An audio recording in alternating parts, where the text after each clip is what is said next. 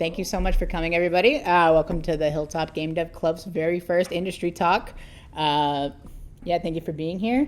Our very first speaker is a dear friend of mine who I've known for most of my sentient life.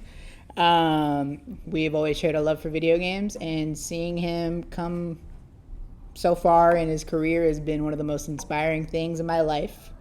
And I am really, really happy that he accepted our invitation to do this talk for us.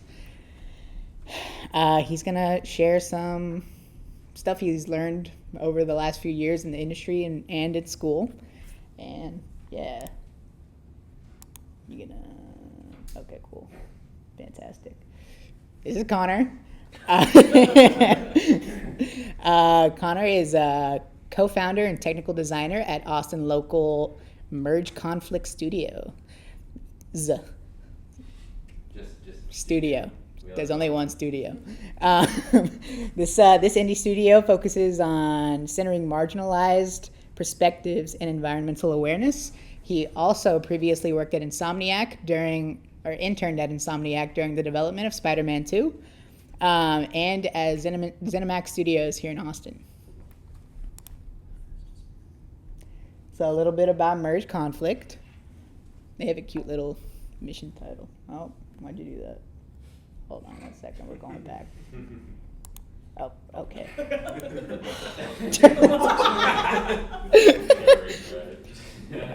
Anyway, Merge Conflict focuses on highlighting marginalized perspectives and all that jazz, but that mission really shines through in this game, Refresh, which y'all should definitely go play after all this. Yeah, it is on Steam.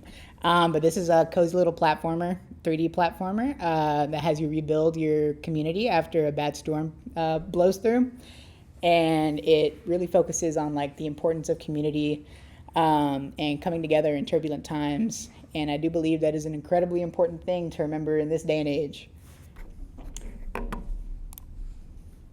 Oh, I see why I did that. Anyway. Their upcoming game, Gemporium, is not really about community. It's about the grind. In this game, you mine, refine, and sell gemstones to customers, all while managing your time and upgrading your shop and increasing its good reputation. You can play the demo on Steam right now. Right now. So y'all should leave right now and go play it. But yeah, it is free. And yeah, I am now done with my Merge Conflict advertisement. And now, on to the talk.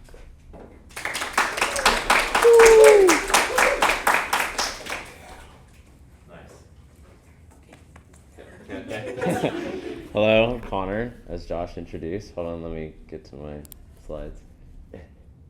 Okay. How do we make it big?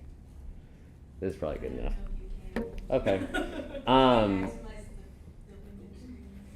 That's okay. This is fine, because I'm going to tab back and forth anyways. I'm just trying to make it. Okay. Hello. So I'm going to talk today about building a games portfolio. Merge Conflict kind of started when we were in college, and before I knew that I was going to do indie full-time, I was also building my portfolio and kind of trying to build up a repertoire of games to apply for industry jobs and break into the industry. And so that's kind of what happened. I graduated, and right after graduating, like Josh mentioned, I was interning at Insomniac working on Spider-Man 2. And then after that, I worked for about a year at ZeniMax Online Studios. I'm kind of going to go through what my process was, some things I've learned, talk through one of my portfolio and also one of my friends, and then just kind of share some stuff, some tips and tricks, things to do, things not to do, so on and so forth. So this is building a games portfolio. So how do you build a portfolio? There's a few different steps I have outlined. Where do I start? There are a lot of people that ask I'm kind of overwhelmed on how do I start making a portfolio, or what goes in a good portfolio? How do I choose what games to put in? Or I have all these games I've worked on, but how do I like show and talk about what I did in the portfolio? So that's kind of what the three big parts I'm gonna go over in the presentation. So first, where do I start? Pretty self-explanatory, make games. I assume y'all are here because you want to go into the games industry, so you should be making a shit ton of games while you have the time and resources. So make bad games specifically. A lot of people that I know and people that have just been doing this for a long time, there are some breakout hits of like, okay, Concerned Ape with Stardew Valley, he worked on that for like years and years and years, and then it just managed to be a breakout success. But that's honestly not really good advice. I would say make a ton of shitty small games, and then by making all the small games, you're going to get better and better and better by just learning through your failures. So yeah, make a ton of games. The more games, the better. And every game will make you a better dev. So no one makes a good game their first try, or second, or third, but yeah. And then make lots of games. So how to do that is, through my experience, I was very active in EGADS, which is the Electronic Game Developers Society at UT Austin. So I made sure to participate in like a lot of game jams. I worked on games for like school projects, and then I was doing games like kind of on my free time, but just kind of wherever I had the opportunity, like taking it to work on a new team, work on something new, and then by the end of it, having a deadline and saying, okay, I'm done and this is finished and it's on my itch, whatever. And then also my third thing is to work on multiple teams. So wearing multiple hats is very common, especially as you're starting out. But as you work with multiple teams and work on different projects, you're going to kind of figure out what you like to do and what you're good at. And also, when you start honing in on that role, working on multiple different teams will help you look kind of good. If like I'm a gameplay programmer and systems designer, and I've been doing that for the last like 5 or so projects, and each of them has a different team, and each of the games got finished, then that's going to look pretty good of like, okay, this person's probably good at their role because they keep doing it and all the games they make are finished. So it's going to be like, that's the best thing, and I'll talk about it later, is when you're applying for jobs and building your portfolio, it's really hard to get the recruiters or even the people that end up interviewing you for hiring to play the games. So kind of just coming out with the finished product is better than like 80% of the competition. So what games belong in my portfolio? Not all games are created equal. You've been making a ton of game jams. Maybe you've been doing it your whole college career. Maybe you've just done like 3 and you have 3 games and you're like, oh, I don't know what to put on my portfolio, blah, blah, blah, blah. How do I choose? Well, kind of a trick question. It's up to you. So you really want to choose the games that you're passionate and proud of and that kind of fit within what you want to do. So not each and every game can make a spot. Choosing is something that you kind of have to feel out. Something that you believe is really stand out, that like showcases your work or something that you're proud of.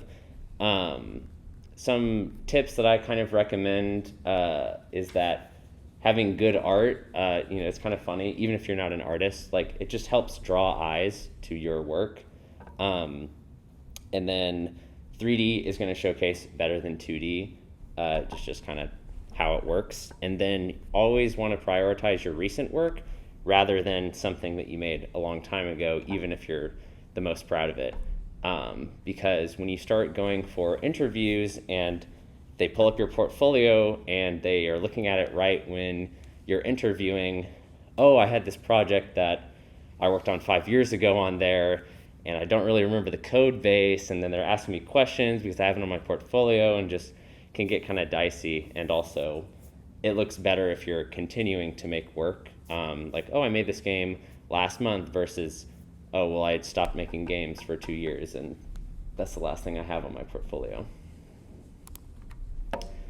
The final part is how to showcase your work. So and these are kind of screenshots from my portfolio, which actually, let me pull up for a second. This is like the portfolio I was using to apply for jobs in AAA and internships. And it's kind of a good thing it's out of date because it looks exactly the same when I was applying then than it does now. The only thing I changed is like, it's an inverse scroll. I just added this thing at the top, but don't worry about that. So something that like I'll go more about is like how to, I realized I didn't explain. So when you're showcasing your work, you want to highlight what you did on the project, obviously, and then talk through your process. So even if you're kind of confused on like roles and it was a game jam and like you did a sprite here and there, but like you did a lot of programming and there was like some design work, it's kind of up in the air. Even if you don't have a defined role in what you did, making sure to be precise about I did this thing, and this thing. It looks very good, and it gives the recruiter or someone who's looking at your portfolio a good understanding of like, okay, Connor was doing gameplay programming and design on Refresh. That makes sense. And then when you talk through your process, don't be afraid to go in depth, but also break it up and avoid rambling. You want someone to be able to scan across and say like, okay, I see that Connor was doing like movement and some like the solar cell system to make it highly responsive and fair, like using bold words to kind of bring out the things that you want to highlight, but also don't skimp on the details if someone's going to, it's like a fine line to toe, but I would also recommend having people review your portfolio, like the portfolio posse. That really helped me personally with kind of finding that balance. And I think that is the hardest part in a portfolio. But to give kind of a more in-depth example, I'll use Refresh. So let me click on, the DPI is super high. So I kind of structured my portfolio in a way that showcased like, okay, I had a little background for the project and then the project details. Just to give an overview of what this is before even going into it. Refresh was a little bit different because we ended up launching on Steam, so I like linked the launch trailer, but when you scroll down, I went really in detail into the phases of the project. So I go over pre-production and like what I utilized in the project, and then how we came to the systems in the game, like the solar cell system. And then I go through and talk more about how I need access to Google Drive. And I have like screenshots from prototypes. Then I talk about like production, and this is like a system that I made. So I go into depth of like, how did I come across making this system and like programming it, which is another thing. Like my portfolio was, I labeled myself as, what did I label myself as? I kind of forgot. I think it was like technical content designer and gameplay programmer.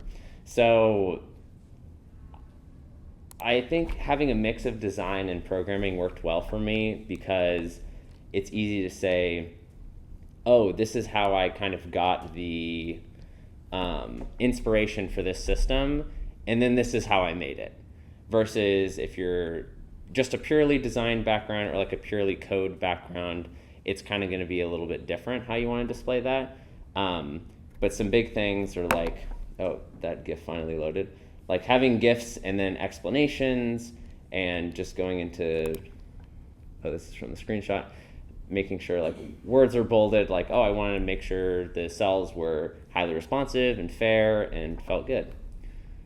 Come on. Okay, there we go. So some final tips. Along with your role in the team, be confident in speaking about your work. Like I mentioned earlier, you don't want to have a project that's completely out of date and you don't remember anything you did on it. As well as include how large your team was and how long you worked on it. Like at the beginning of each of my projects, I had a production development section where I said, oh, I worked on like a team of 6 and this is over 8 months. This thing can really help your work shine, especially if you're doing like a game jam game, because there have been multiple times where I've been in an interview and mentioned like, or it was brought up of like, oh, this game was made in like a month, a jam, like how was that process of like blah, blah, blah, blah, and then you get to explain like, okay, how is this development cycle different than like an 8-month development cycle? So always make sure to include how large your team is and how long you worked on it. And then describe your visuals and be concise. It's always good to use like GIFs, moving things, just catch people's eyes more, and pictures, but don't leave anything without an explanation. And then add main point, because I forgot to delete that. Another thing is, I forgot to mention earlier, like find your niche and hone in on that. It's kind of unfortunate, but a lot of AAA jobs aren't going to hire generalists. So if you have environment art and you do programming and design, having that all in one portfolio is going to get really messy if you're applying for just an environment art position or just a designer position. So making sure to either make separate portfolios for each of your roles or really hone in on, I want to be a content designer and gameplay programmer, so I'm going to cater my portfolio towards that. And there's a little bit of like, labels are all made up at the end of the day, so I labeled myself as a content designer and gameplay programmer, but you can kind of twist what you did in all of the games and describe it in a way that makes it seem like you have honed in on that one role you're looking for. So for example, like I was applying for a mix of programming and design positions with this portfolio, and that's why I had a mix of, okay, I do design and I do programming. So it kind of also just depends on where you're applying, but okay. Oh, another thing is linking to your itch page is good, but your itch page isn't a portfolio in itself. I was using an itch as a portfolio for a while, and unless you have like custom CSS enabled, it's really hard to get your point across and have like pictures and go in depth and large, paragraphs of text that kind of explain what you're doing and what your process is. So I would highly recommend having like a custom site or Squarespace, whatever, that then can point to the project of like, just in case on the off chance someone wants to go download, refresh, I link to the itch page. But all of the work and in-depth is its own thing.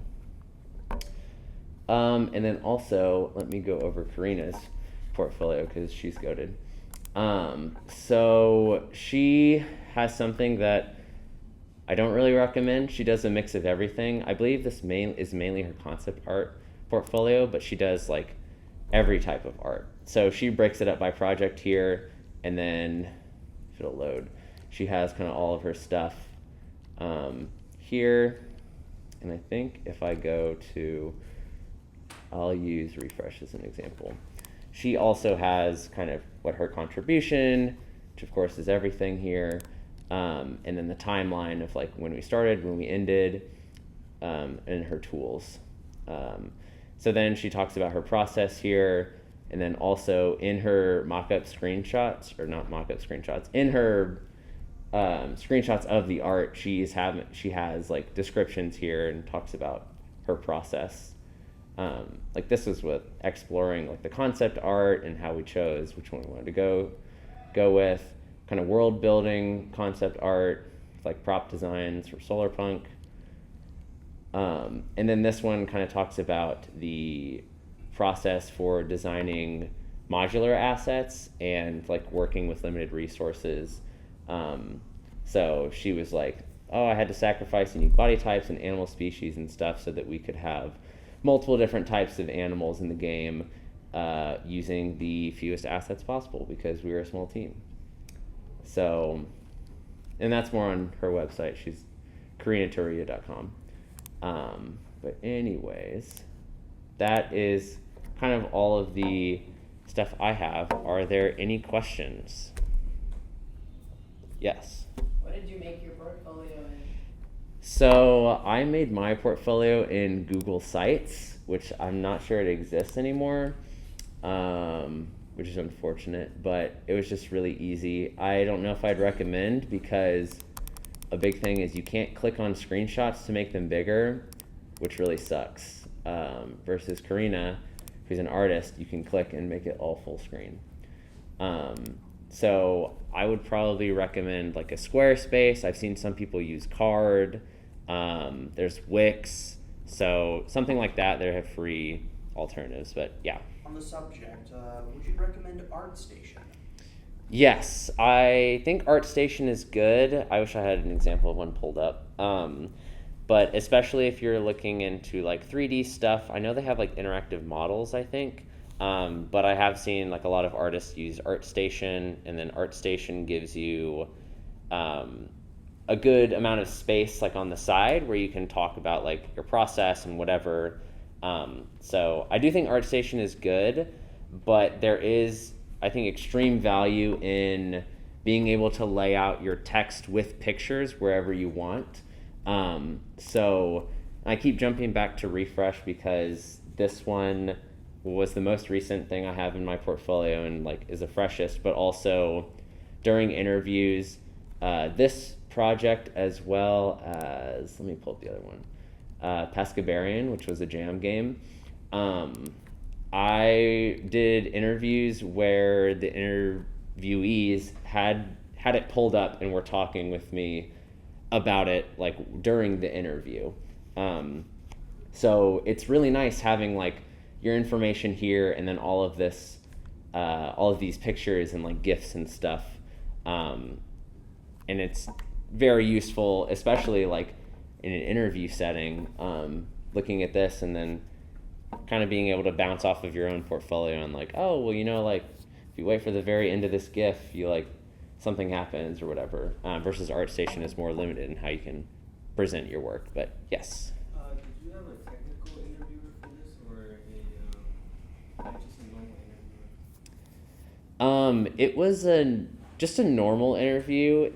For this one specifically, it was for like my intern position at Insomniac. So the interview process was more lax than I thought. I didn't have to do like a design test. They just kind of wanted to talk to me about design philosophies, and it was for like the design intern position.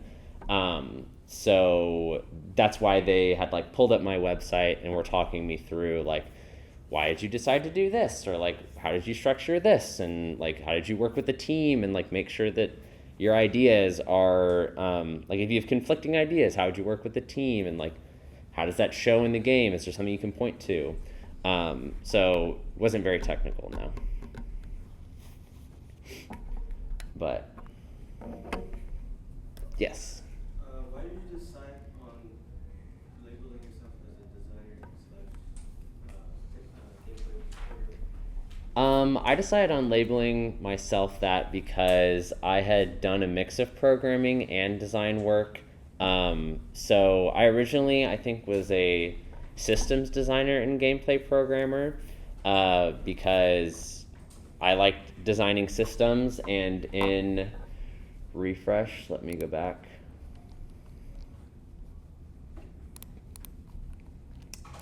A big part of the game that I had designed was like the solar cell system. So like basically in the game, if anyone's played a short hike, you know, they have the feathers that let you do certain actions. We have a similar system where you collect solar cells, and depending on how many solar cells you have, you can do mid-air actions, either like extra jumps or a dash. So I designed that system, or helped to design that system, as well as excuse me, the quest system. So I was really interested in figuring out the technical side of how do we set up the systems for making quests, and how does that interface like with the game that makes it easy for like us to make it more modular. And if like I say, oh, I want 3 more quests, we should have a system that is flexible enough to easily add 3 more quests, and it doesn't take like an overhaul of the entire system. So after I had like worked with the team to figure that out, and also just like worked on the quest system, I was like, okay, I think like system designer sounds interesting.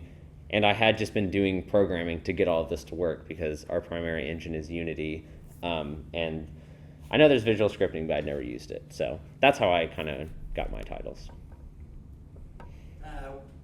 Would you say that like the adding text along with it would be like also you're talking about like trying to tell the story of your work?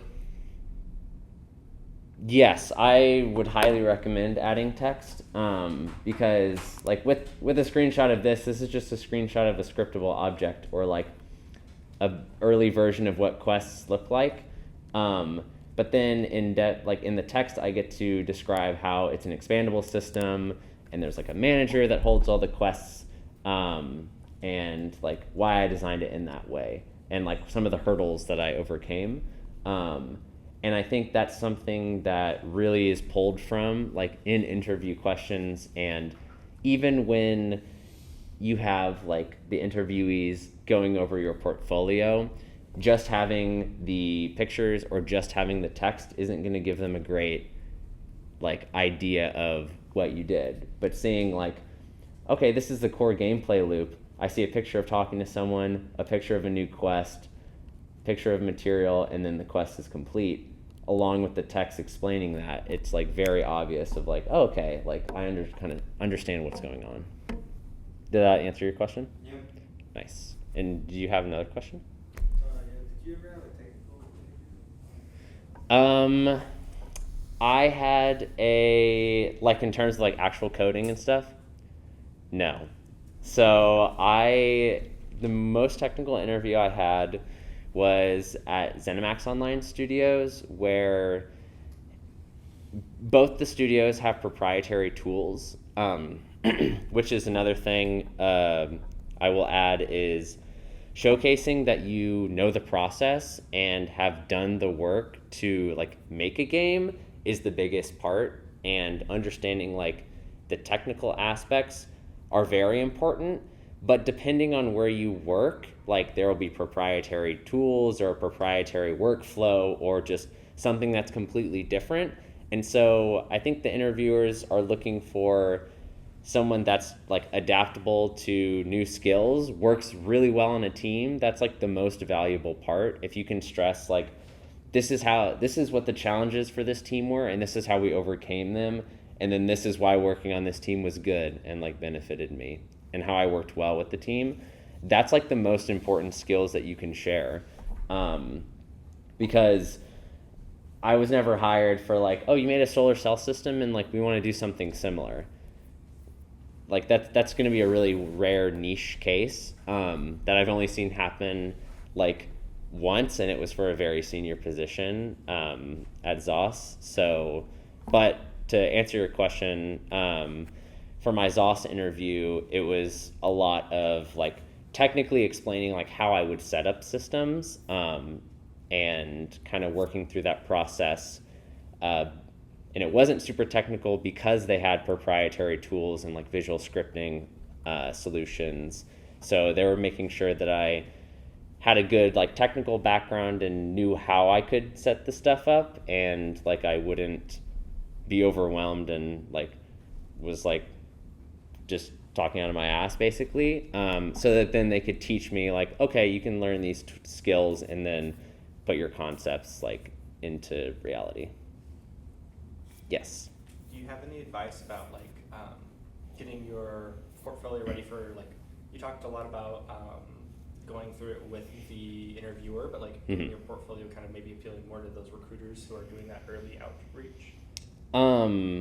I would focus a lot on your resume and cover letter for recruiters. I used recruiters as an example, but I'm not actually sure what percentage of recruiters would like click on your portfolio link on your resume and like scan through before, like they probably would have thrown your resume in a we should look at this later pile or thrown it like in the trash. Your resume and cover letter are like the bread and butter for talking to recruiters. So Cool. Yeah. Mm-hmm. When you mentioned cover letters, do you have any advice on how to, I guess, appeal to your recruiters in a cover letter? Research the studio you apply for. I think there are a lot of cover letters, and especially in like with there being like a lot of mass layoffs and a lot of entry-level positions are very like sought after, a lot of people are just applying with like shitty information and like not good portfolio, not good resume. Maybe the cover letter was like copy pasted from like the one they did at Riot. So there's like, oh, this is a completely different studio. And then they're like name dropping a different studio or like a game that we don't make.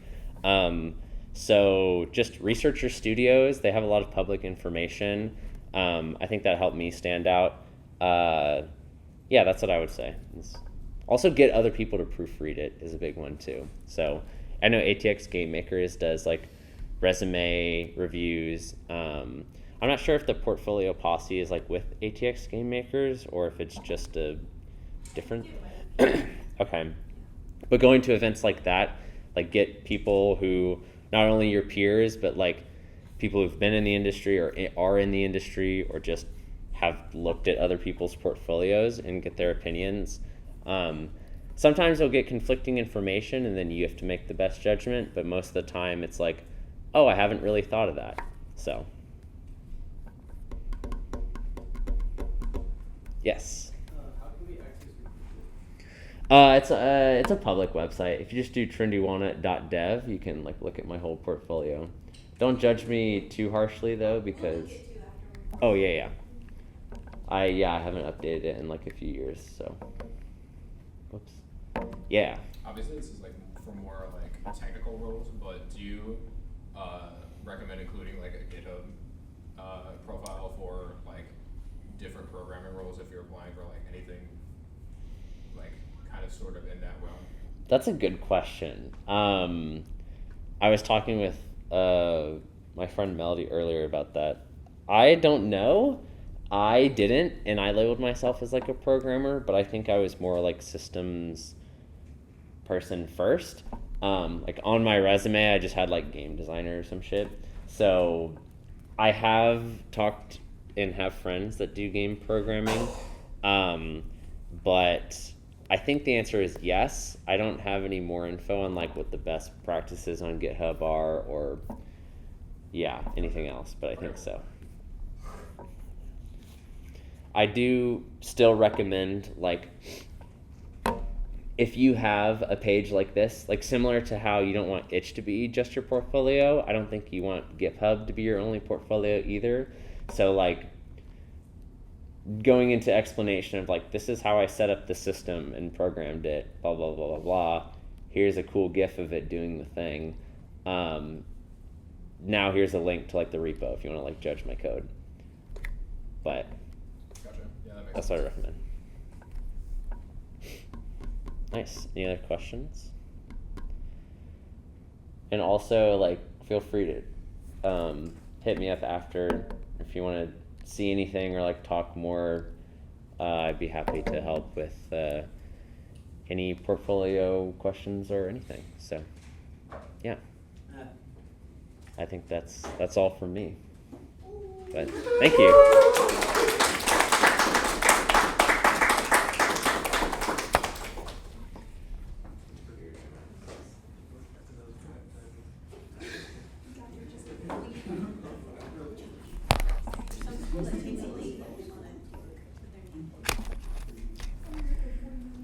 Thank you so much, Connor. That was really good. You did great. One more time for Connor.